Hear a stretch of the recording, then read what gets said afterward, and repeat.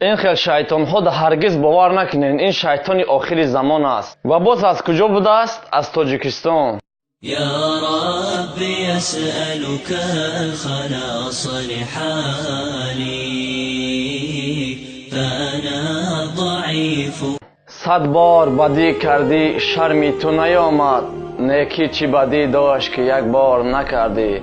السلام علیکم و رحمت الله و برکاته. خوش آمدین برادران عزیز به کانال صدای امید و نام من باشد امید. برادران عزیز، ویدیورولики امروزه ما درباره دو بدبختی که شیطانی هستند که از تاجیکستان پیدا شدند، ما الحال آنها را به شما معرفی میکنم که این بدبختا چه کارها میکنند و اینها کی هستند. پیش این موضوع را به شما رساندن برادران عزیز، ما یک کانال کشیدیم به نام راه نجات.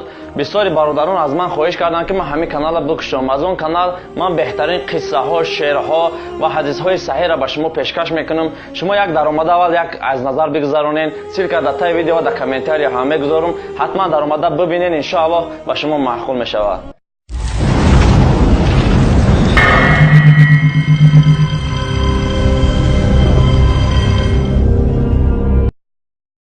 یکم بدبختی که من به شما رساندنیم آن خودش رو نشان نمیدهد، زیرا آن یک شیطان است، آن یک بدبخت روسیایی است که خودش رو نمایان نمیکند. رنگ شیطان اما خودش رو نمایان نمیکند، خودش رو قاری میگیرد و میگوید من در عربستان سعودی در اینجا تحصیل علم میکنم. نکم روش سیاه میکنه. یک شیطان، یک بدبختی است که کانالش آیا میدونید بود و نمیدونم با گیم است، مسلم بود، چیزی بود. از این نامش در روی اکران تون برو، نام این کانالی نوشت 82000 83000 پادپیسچیک داره. این یک شیطانی هست که مردم فریب کرده ایستاده است و میخواهد که مردم تاجیک یک پراکنده بکند. اول وطن رو خیلی تنقید میکرد، چیزهای مزه میگفت که میخواست که خلق تاجیک یک به همدیگر شورش بیاندازه و نکه دست این بدبخت هیچ کاری نمیآید. این بدبخت روسیا الحال مردم تاجیک را خیلی فریب کرده ایستاده است. خیلی بازیچه های زیاد میگوید که اگر به شما معقول باشد ما از طرف مثال عربستان به شما روان میکنم که کشلاک شما از کارت از بیربانک گذاشته که در همین نمیخواد نرخش شوتا گذارونین و مردم شوتا که میگذارونن با او در واتساپ صحبت میکنن. بعد که شوتا میگذارونن همون بدبخت میگیره همه آدم در چون سپیسکا میپرتویه که دیگه با این صحبت نکنه و تمام ویدیوهاش گرفته کامنتاریاش میکشه و به حد بدبختی روسیایی هست که برادران عزیز این سایت همان بدبخت شیطانی هست. این آدیسون هایی که به همین سوم روان کردن همش در اینجا نشان داده است. کانالش آیا میدونید بود از دیگر کرده است، ولی باز ممکن که این کانالش هم با وقتی که ما خیلیش کردیم با میگیرد دیگرش میکند. این یک شیطانی است، به این هیچگاه باور نکنید، کمی هم باشد احتیاط کردن در کار. Мир вашему дому! Добро пожаловать на наш канал. Здесь мы рассказываем интересные события исламского мира, а также делимся интересными фактами и полезной информацией. Так что, если вам интересно, обязательно не забудьте подписаться. اسلام به ذات خود ندارد عیب، هر عیب که هست در مسلمانی ماست. من با پالیتیکای دولت هیچ کاری هم ندارم. من تنها حق شهروندی خما، حق بندگی خما به خلق تاجیک خواستم که برسانم. باز یک بدبخت روسیا، یک شیطان دیگر پیدا شده است که از نام بابای حاجی میرزا کانال کشیده است. حاجی میرزا کانال 100%. این بدبخت محمد شریف عبدالعلیم را بشناسید، همین برادر رو گرفته در همین ثبت های خودش میگذارد و در همون ویدیوهاش مینویسه که اتویت ای دایی ای ببینن همه ویدیوهاش نامهایش دروغ است، کامنتاری های خوشم میکشه. خواست است که همین محمد شریف عبدالعلیم را، این هم یک عالم هست، همین را تنقید کرده است. نمیدونم از چی سبب است. من خواهش میکنم این دو کانالی که من به شما گفته ایستادم با شما ندارین در این کانال ها پادپیسچ کنین. این بدبختای روسیا کامنتاری های خشون میکشن، تنها میپرتوین که پراسموتر وقتی که تم ویدیو میپرتوی او تماشا میکنی برای و یگام ضرر نیست، برای او فایده، برای خود ضرر است.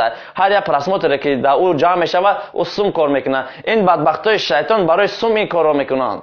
کسی که در همین دو کانال پادپیسچ کنید، از این کانال خودتون دور بکنید. اینها شیطانی آخر زمان هستند. اینها در تاجیکستان اینها را شیطانهای آخر زمان میگویند که مردم را فریب میکنند، تقال میکنند، سوم مردم را به خود میکشند میگیرند و اما این حرام خراب از اسلام استفاده برده و مردم را پراکنده کرده ایستادند.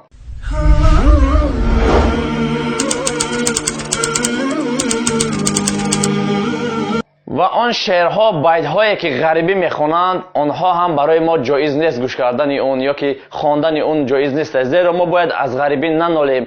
دیدم چند کانال‌ها که الحال شعرهای غریبی را گرفته پرتاخته سیاند و از غریبی نالیده ایستادند. ما باید ننالیم، شکرانه الله را بکنیم که این در تقدیر ما آمده است. دوره‌های پیغمبر صلی الله علیه و سلم چی دوره‌ها بود، با چقدر مشکلات دولتشون چقدر جنگ و جنجال بود که با شکرانه الله را میکنند. وقتی که میبویم در غریبی کار میکنیم ساق سلامت باز به وطن رفته زندگی خمون پیش برده ایستاده ایم. این دنیا گذران است برادران عزیز. وطن تنقید نکنین، دشمنی نکنین. حقارت هایی که در کامنتاری ها مینویسین به ضرر خودتان برای ما فایده است و اگر ما را حقارت بکنید. و من در آینده ویدیوهایی که برای شما تشکیل کردنیم ان شاء الله هر یک ویدیویی که با شما میکنم من باور دارم همش برای شما ضروری است. کسی که مهمان کانال ما است خواهش میکنم در اومده یک ویدیوی پیشتر ما را یک از نظر بگذرانید، ان شاء الله خیلی با شما یک فایده دارد. و درباره این بدبخت روسیایی که گفتیم الحال نام کانالش باز یک بار دیگه برآمد، یک شیطانی هست، یک بدبختی هست. با درباره این حق تیوی کانال یک برادری هست، اون هم درباره این بدبخت کمتر معلوماتش گفتگی است.